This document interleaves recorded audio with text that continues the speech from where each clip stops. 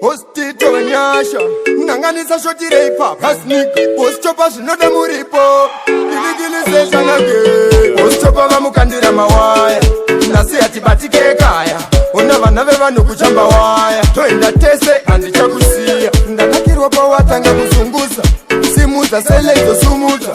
usiku hwese tingatopupudza kusvika jongwera kukurusheka sewakadambuka mabhauti sheka chiona zvawaita krauti sheka tambisa tambisa tambisa nokutemba bebi unozvivharisa sheka sewakadambuka mabhauti sheka chiona zvawaita krauti sheka tambisa tambisa tambisa nokutemba bebi unozvivharisa ndingakusiya sei uchitamba kudaro ndachema zvangu ini paitamba wenharo kutamba kunge une shave tariro razara makwati nemavave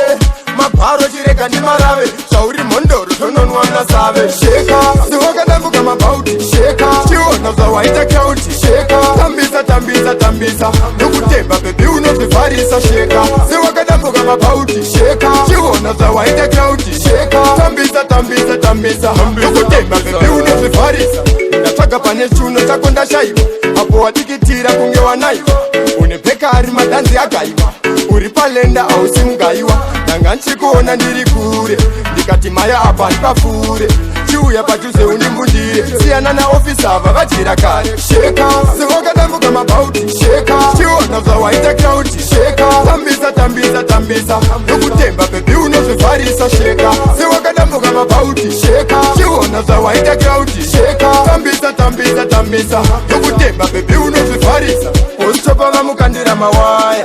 nasi hatibatike kaya ona vana vevanhu kuchamba waya toenda tese handichakusiya ndanakirwa pawatanga kuzunguza simuza seleizosumudza usiku hwese tingatopupudza kusvika jongwera kukurusheka sewakadambuka mabhauti sheka chiona zvawaita krauti sheka tambisa tambisa tambisa nokutemba bebi unozvivharisa sheka sewakadambuka mabhauti sheka chiona zvawaita krauti sheka tambisa tambisa tambisa nokutemba bebi unozvivharisa